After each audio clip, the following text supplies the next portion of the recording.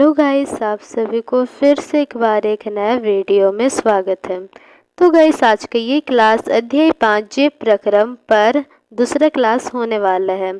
तो गाइस, अगर आप लोगों ने इसका पहला क्लास नहीं देखा तो उसका लिंक डिस्क्रिप्शन में दिया गया है, आप लोग पहले उसको जाकर देखिए। तो गाइस, चलिए आज के इस क्लास को शुरू करते हैं। और एक बात, ये क्लास 10 साइंस के लिए है।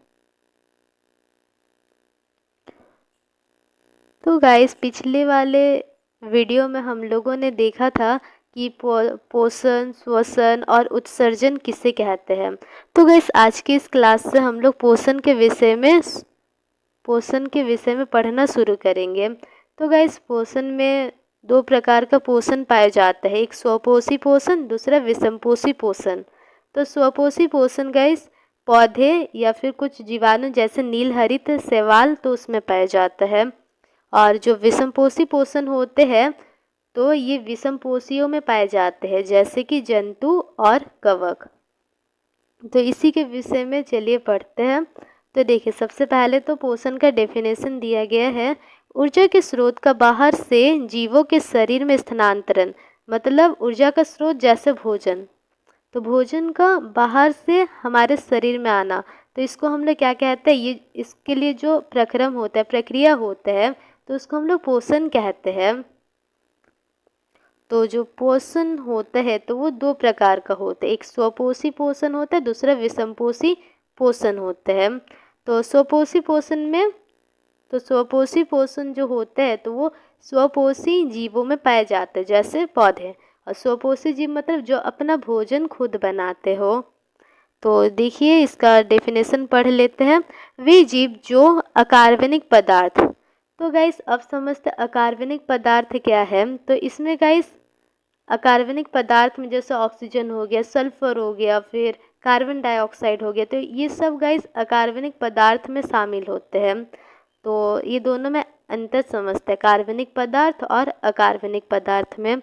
तो गाइस, जो कार्बनिक पदार्थ होता है, कार्बनिक पदार्थ, तो वो गाइस कार्बन और हाइड्रोजन से मिलकर बने होते हैं। सहसंयोजी आबंध हमें देखने को मिलता है उनके बीच। पर गाइस, जो अकार्बनिक पदार्थ होते हैं तो ये इसमें गाइस क्या होता है, इसमें गाइस ये कार्बन और हाइड्रोजन से मिलकर नहीं बने होते, मतलब दोनों एक साथ नहीं होते हैं। जैसे गाइस यहाँ पर कार्बन डाइऑक्साइड तो है, मतलब सी और ओ है, कार्बन भी है, ऑक्सीजन भी है, पर गाइस हाइड्रोजन नहीं है, तो इस कारण ये अकार्बनिक पदार्थ में शामिल होंगे, कार्बनिक पदार्थ में नहीं आता होगा। और गाइस, और एक बात, अगर हम लोग कार्बनिक पदार्थ का उदाहरण लेते हैं तो उसमें गाइस हम लोग को ग्लूकोज देखने को मिलेगा, C6H12O6। तो गाइस, इसमें देखिए, इसको कार्बनिक क्यों कहा गया, एक तो इसमें कार्बन है, दूसरा हाइड्रोजन है। और गैस कार्बन और हाइड्रोजन के अलावा दूसरा कुछ भी हो सकता है, और अगर नहीं भी होगा तो भी वो कार्बनिक में ही आएगा, पर उसमें गैस कार्बन और हाइड्रोजन होना जरूरी होता है।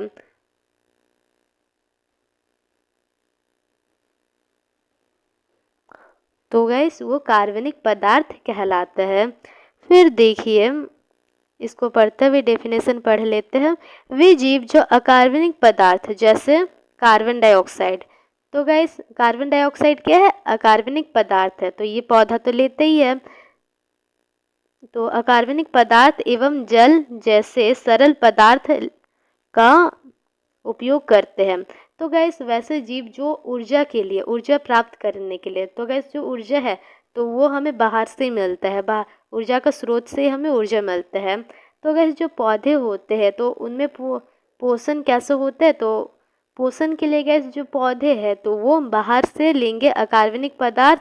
देखिए, कार्बन डाइऑक्साइड लेते हैं, और गैस ये कार्बन डाइऑक्साइड तो ये अकार्बनिक पदार्थ है। तो गैस जो पौधे हैं तो वो कार्बन डाइऑक्साइड और पानी लेते हैं प्लस H2O, तो ये दोनों गैस लेंगे। और ये दोनों क्या है, सरल पदार्थ है, मतलब वो जटिल नहीं है, उसको शरीर में विघटन करने का आवश्यकता नहीं रहता है, वैसा है। तो सरल पदार्थ का उपयोग करते हैं, उसे स्वपोषी कहते हैं। तो गैस वैसे जीव जो अकार्बनिक पदार्थ और जल को क्या करते हैं, जल को पोषण के लिए उपयोग करते हैं, तो उसको हम लोग स्वपोषी कहते हैं। और गाइस ये स्वपोषी क्या होता है, अपना भोजन खुद बनाते हैं, दूसरे पर निर्भर नहीं करते हैं। उन्हें बस अकार्बनिक पदार्थ चाहिए होता है, सूर्य का प्रकाश चाहिए होता है, उनमें तो क्लोरोफिल होता ही है पौधे में, और फिर बना देता है अपना भोजन वैसा। तो फिर देखिए, स्वपोषी में होने वाला पोषण को स्वपोषी पोषण कहते हैं। और फिर देखिए इसको उदाहरण दिया गया है, तो ये तो आपको पता ही है, पौधे और नीलहरित शैवाल, तो इसके उदाहरण है। तो फिर गाइस अब आता है विषमपोषी पोषण, तो इसको देख लेते हैं इसका डेफिनेशन को। वे जीव जो स्वपोषी से प्राप्त कार्बनिक पदार्थ, और एक बात गाइस देखिए, जो स्वपोषी होता है तो ये क्या करता है, अकार्बनिक पदार्थ लेता है, जैसे कार्बन डाइऑक्साइड और पानी लेगा, ठीक, और फिर उसको सूर्य का प्रकाश भी चाहिए होगा, तो ये सब लेकर वो क्या करता है, ये सब लेकर वो कार्बनिक पदार्थ बनाता है। कार्बनिक पदार्थ जैसे ग्लूकोज, तो आपको नीचे इसका रासायनिक समीकरण दिखा देते हैं। देखिए ये कार्बन डाइऑक्साइड और गैस ये पानी, ये पौधा लेगा, और पौधे में क्या क्या होना चाहिए, एक तो क्लोरोफिल की उपस्थिति में ये प्रक्रिया होता है, एक तो क्लोरोफिल होना चाहिए और दूसरा होना चाहिए सूर्य का प्रकाश, और फिर ये बना देगा ग्लूकोज, जिसका फॉर्मूला होता है C6H12O6। और गैस इस ग्लूकोज को हम लोग कार्बोहाइड्रेट भी कहते हैं। देखिए जो कार्बोहाइड्रेट वाला समूह है तो उसमें ग्लूकोज भी आता है। और फिर गैस ऑक्सीजन मिलेगा और H2O मिलेगा। और गैस ये जो ऑक्सीजन मिल रहा है तो ये वही ऑक्सीजन है जो गैस जो प्रकृति में पौधे के द्वारा छोड़ दिया जाता है, प्रकृति में चल जाएगी वाला ऑक्सीजन, और इस ऑक्सीजन को हम लोग ग्रहण कर लेते हैं। तो इसी कारण जो गैस पेड़ पौधा है तो वो जरूरी होता है, क्योंकि उनसे ही हमें ऑक्सीजन मिलता है, और ऊपर से पानी दे देता है।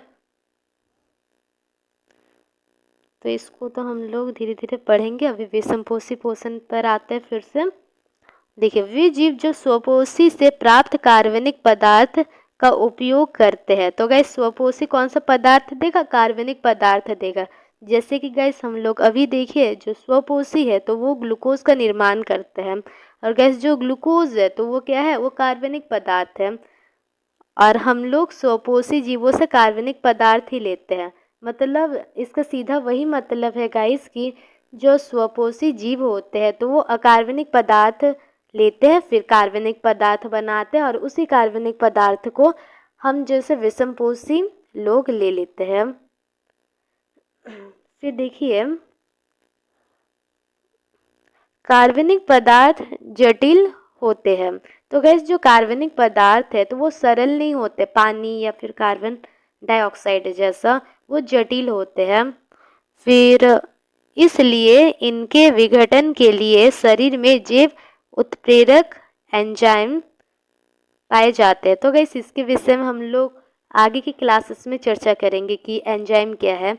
तो ये देखिए इसको समझ कर रखिए, जो एंजाइम होता है जिसको हम लोग जैव उत्प्रेरक भी कहते हैं, वो क्या करते हैं, जैसे इतना बड़ा खाना है तो उसको गैस तोड़ देगा छोटा छोटा खाना में, वैसा है। तो मतलब जो हम लोग कार्बनिक पदार्थ लेते हैं तो वो कैसा था, वो जटिल था। जटिल मतलब देखिए ये तो सरल था, मतलब आराम से उसको निगल गया पौधा, वैसा है। और जटिल मतलब उसको हम लोग निगल नहीं सकते हैं, ऐसे डायरेक्ट हम लोग खा नहीं सकते। तो इसी कारण हमारे शरीर में पाया जाता है एंजाइम, जो इस जटिल पदार्थ को धीरे धीरे तोड़ता है और हमारे शरीर के लिए क्या बनाता है, शरीर के लिए सरल बनाता है। फिर गाइस इसका जो उदाहरण है तो वो है जंतु और कवक। तो फिर आता है स्वपोषी पोषण। तो गाइस आज की इस क्लास में हम लोग स्वपोषी पोषण के विषय में ही पढ़ेंगे, और आने वाले क्लास में हम लोग देखेंगे कि विषमपोषी पोषण में क्या क्या आता है, उसको पढ़ेंगे। तो स्वपोषी पोषण गाइस हम लोग पौधे में पढ़ने वाले हैं। पौधे में स्वपोषी पोषण। और एक बात गाइस, देखिए यहाँ पर जो नील हरित शैवाल दिया गया है, तो गाइस ये वास्तव में शैवाल नहीं होता है, ये जीवाणु होते हैं। तो फिर देखिए स्वपोषी पोषण, तो स्वपोषी जीव ऊर्जा प्राप्त करने के लिए बाहर से कार्बन डाइऑक्साइड और H2O लेते हैं। तो गाइस हम लोग जल को H2O लिख सकते हैं और कार्बन डाइऑक्साइड को CO2 लिख सकते हैं। तो फिर देखिए, तो गाइस जो स्वपोषी जीव है, वैसे हम लोग यहाँ पर पौधे के विषय में पढ़े थे, तो पौधा क्या करेगा, कार्बन डाइऑक्साइड और पानी लेगा बाहर से। फिर क्लोरोफिल एवं सूर्य की उपस्थिति में उन अकार्बनिक पदार्थ, तो गैस जो कार्बन डाइऑक्साइड है, जो पानी है, तो वो अकार्बनिक पदार्थ है, तो उनको क्या करेगा, कार्बोहाइड्रेट में परिवर्तित करता है। और गैस ये कार्बोहाइड्रेट कोई और नहीं, ग्लूकोज है, तो उसमें क्या कर देता है, बदल देता है।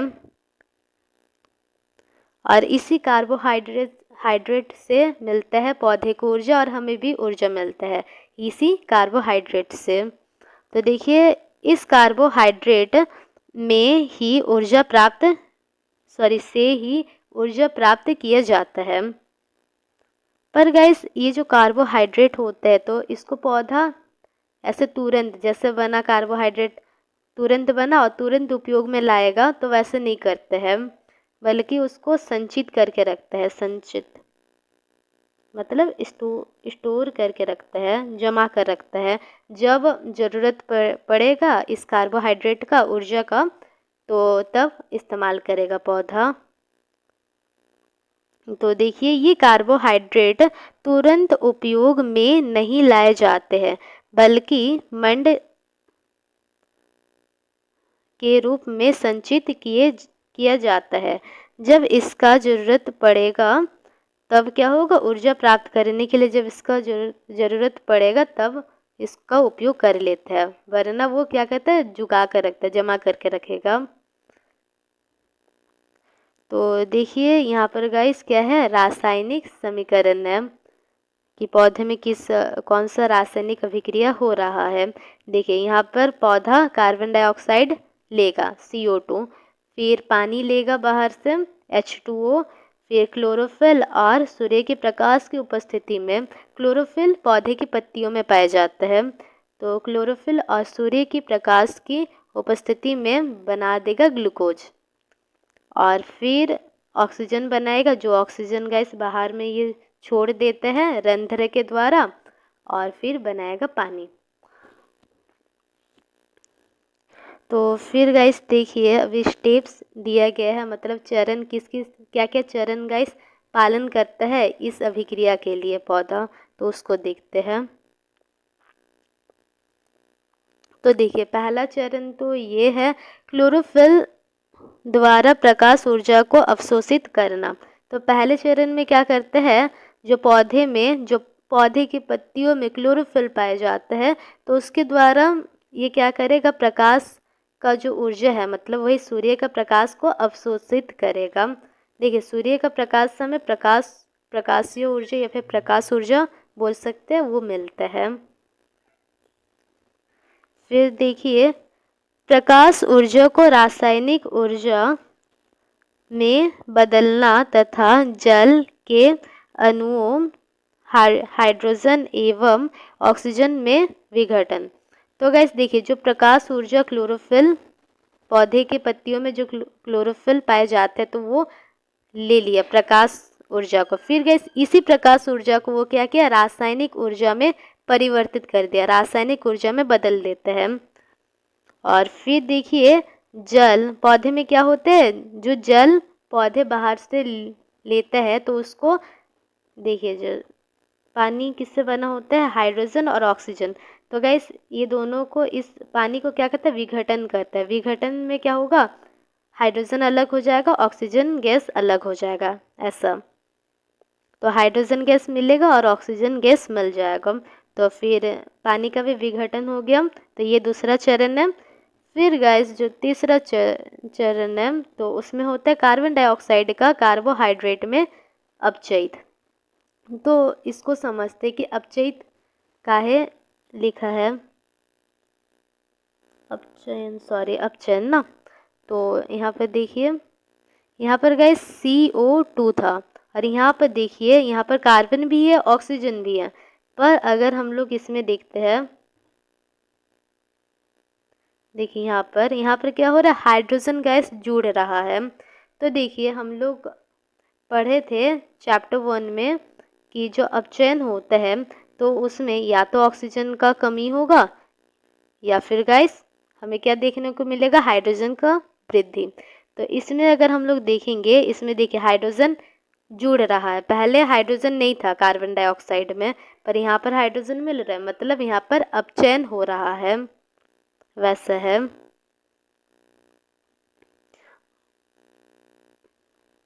और गाइस फिर देखते हैं, तो इस प्रकार गाइस हमें पता चलता है जो कार्बन डाइऑक्साइड था तो उसका कार्बोहाइड्रेट में अपचयन हो गया है, मतलब कार्बन डाइऑक्साइड बन गया ग्लूकोज। तो इस प्रकार गाइस इसका चरण हमें देखने को मिलता है। और गाइस और एक बात, ये चरण ऐसा ज़रूरी नहीं है कि एक के बाद एक हो, ऐसा हो सकता है जो नीचे वाला है वो पहले हो जाए फिर ऊपर वाला बाद में हो, ऐसा भी हो सकता है। पर सभी चरण गाइस पूरा होता है आगे पीछे करके। फिर देखिए नोट करके क्या बात दिया गया है, सभी स्टेप्स एक के बाद एक हो ये जरूरी नहीं है। फिर मरुद्भिद पौधे रात्रि में कार्बन डाइऑक्साइड लेते हैं।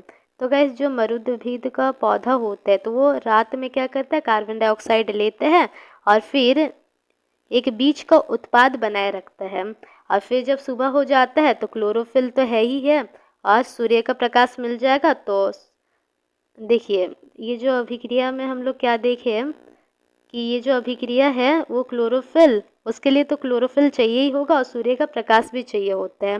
पर रात में गाइस जो मरुद्भिद का पौधा है तो वो क्या करता है, उसको तो कार्बन डाइऑक्साइड मिल ही जाता है, फिर पानी भी मिल ही जाता है। तो उस स्थिति में गाइस बस सूर्य का प्रकाश उपस्थित नहीं रह पाता है। तो उस स्थिति में जितना उसके पास चीज़ है तो उसके द्वारा जो उत्पाद है, इसको क्या कहते हैं, इसको उत्पाद ही कहते हैं ग्लूकोज को। तो उत्पाद को थोड़ा बहुत तैयार कर लेते हैं, मतलब ये जो उत्पाद है ये पूरा पूरी ग्लूकोज नहीं बना रहता है। और फिर जब सूर्य का प्रकाश आता है तो वो उत्पाद को पूरी तरह से कंप्लीट कर लेते हैं, वैसा। तो फिर समझते हैं क्लोरोप्लास्ट में क्लोरोफिल पाए जा अच्छा, तो गैस जो क्लोरोप्लास्ट होता है तो उसमें क्लोरोफिल पाया जाता है। तो ये वाला ये जो गैस लिखा है तो इससे सवाल बनने का काफ़ी ज़्यादा चांस रहता है। तो देखिए गैस इसको हम लोग समझते हैं। तो देखिए ये मान लेते हैं गैस पत्ता है, और पत्ता में देखिए कहीं कहीं क्या होता है ना कि हमें हरे हरे धब्बे देखने को मिलता है। तो गाइस इन हरे हरे धब्बों में क्या रहता है, देखिए इस हरे हरे धब्बों को हम लोग कहते हैं क्लोरोप्लास्ट कहते हैं इसको। और इसमें पाए जाते छोटे छोटे क्लोरोफिल, देखिए आपको दिख रहा होगा थोड़ा हल्का रंग से बनाया गया है। तो गाइस ये है क्लोरोफिल।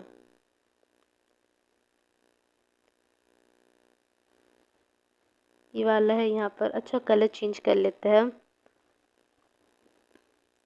लाल रंग से बनाते। देखिए यहाँ पर क्या पाया जाएगा, यहाँ पर जो लाल रंग का बनाया गया है तो गाइस ये क्लोरोफिल है। तो इसी प्रकार गाइस हमें पता चलता है कि जो पत्ते होते हैं तो उसमें क्लोरोप्लास्ट पाया जाता है, और क्लोरोप्लास्ट में पाया जाता है क्लोरोफिल। और गाइस जो पत्ते होते हैं उसका हरा रंग हमें क्लोरोप्लास्ट के कारण ही देखने को मिलता है।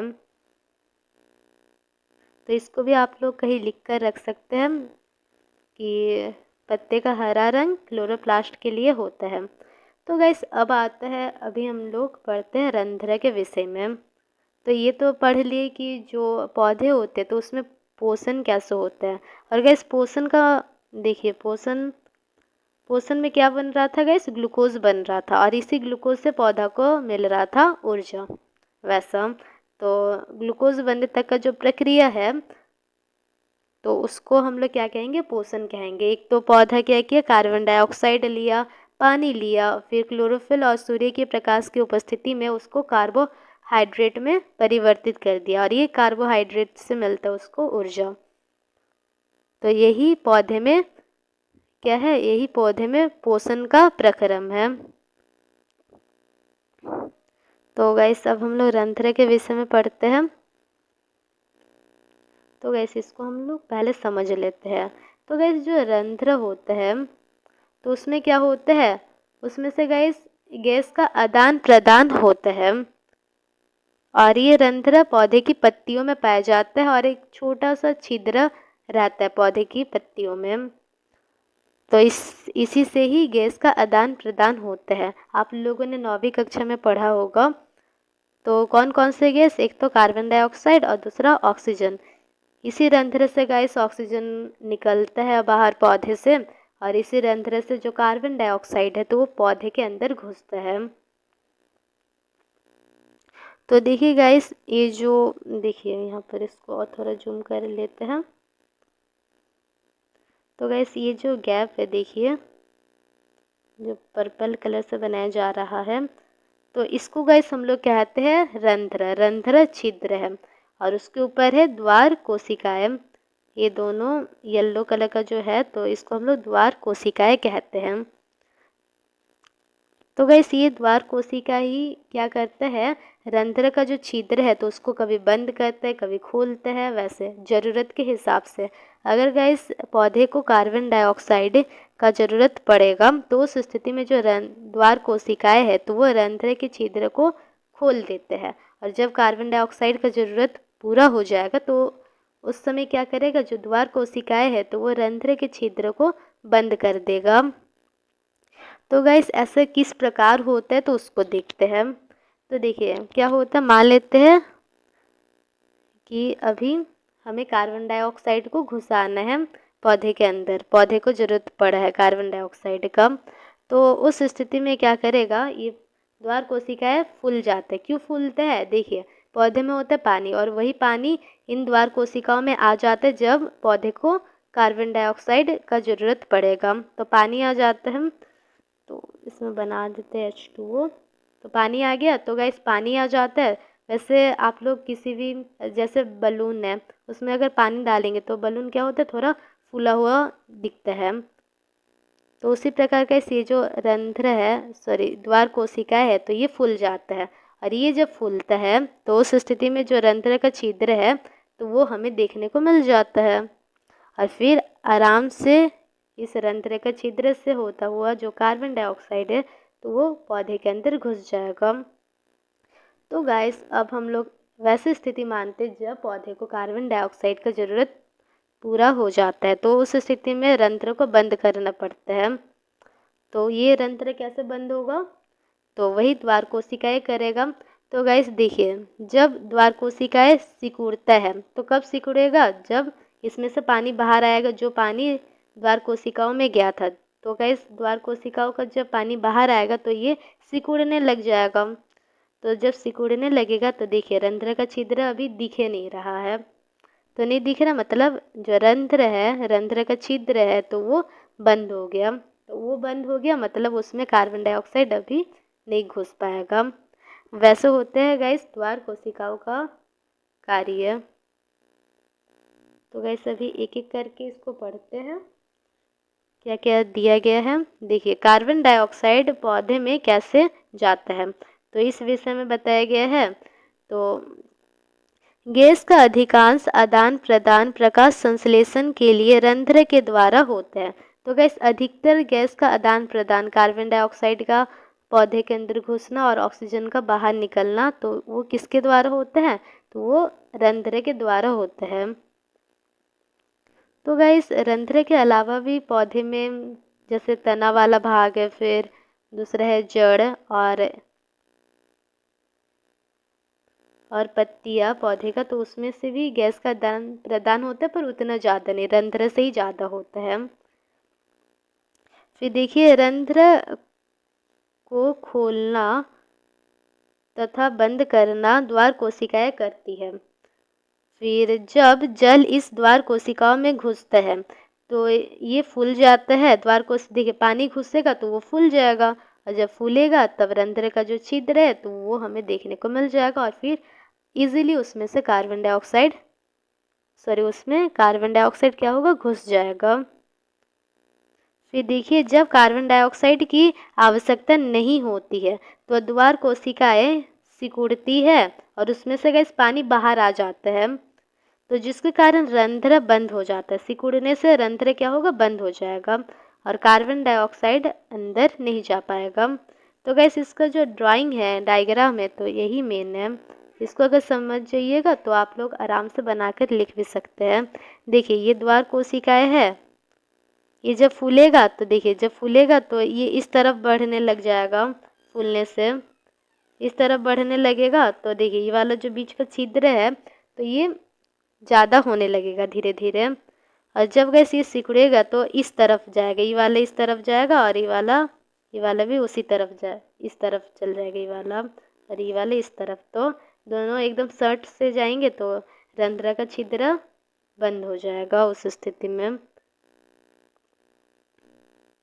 तो फिर देखिए गाइस, तो गाइस ऐसे क्यों नहीं होते कि रंध्र एनी टाइम खुला ही रहने दो, वैसे काहे नहीं है। तो देखिए हम लोगों ने क्या देखा कि जब द्वार कोशिकाओं से पानी निकलता है तब रंध्र का छिद्र बंद होता है। तो इससे गाइस ये पता चलता है कि अगर रंध्र एनी टाइम खुला रहता तो उस स्थिति में उसको ज़्यादा पानी लगता कि इस द्वार कोशिकाओं को फुलाए रखने के लिए, और जब कभी भी ये बंद होता तो उस स्थिति में पानी सब पूरा बाहर निकल जाता। तो इससे पता चलता है कि इस रंध्र के छिद्र के द्वारा पानी भी बाहर निकलता है, जिसके कारण पौधे में पानी का कमी हो सकता है। तो इसी कारण जब कार्बन डाइऑक्साइड का ज़रूरत नहीं होता तो पौधे क्या करते हैं, रंध्र के छिद्र को बंद ही रखता है। तो वही यहाँ पर लिखा गया है, जब कार्बन डाइऑक्साइड की ज़रूरत होती है तब रंध्र को खोल दिया जाता है, या फिर आप इसकी जगह रंध्र के छिद्र को खोल दिया जाता है ऐसे लिख सकते हैं। और गैस छिद्र मतलब छेद, छिद्र मतलब क्या होता है, छेद। तो फिर देखिए वरना बंद ही रहता है, ऐसे इसलिए होता है ताकि जल का नुकसान ज़्यादा ना हो वैसा। फिर देखिए क्या लिखा है, तो गैस अब आता है, अभी हम लोगों ने देखा कि कार्बन डाइऑक्साइड पौधे को कैसे मिलता है, तो अब देखेंगे कि जल कैसे मिलता है। क्योंकि कार्बन डाइऑक्साइड जल तो यही दोनों से मिलकर बन रहा था कार्बोहाइड्रेट। तो देखिए जल पौधे में जड़ से घुसता है, तो जो पौधे का जड़ होता है तो उसी से जल घुसता है पौधे में। फिर देखिए जल के साथ साथ तो इसका ना ड्राइंग बनाते हैं थोड़ा। तो देखिएगा इस पौधा है और फिर यहाँ पर जड़ है, और गैस यहाँ पर नीचे क्या रहेगा, मिट्टी रहेगा। तो मिट्टी से पानी ऊपर जाएगा पौधे में, और साथ ही साथ जो पौधा होता है तो गैस वो मिट्टी से क्या क्या ले जाता है, साथ ही साथ नाइट्रोजन, फॉस्फोरस, लोहा, मैग्नीशियम, ये सभी ले जाता है अपने साथ पौधे में। और ये ऐसे क्यों है, तो गैस पौधे के लिए ये काफ़ी सहायक होता है, काफ़ी अच्छा रहता है ये सब। तो गाइस आज की क्लास को यहीं पर समाप्त करते हैं। अगर आपको कुछ भी डाउट हो तो आप लोग कमेंट में पूछ लीजिएगा।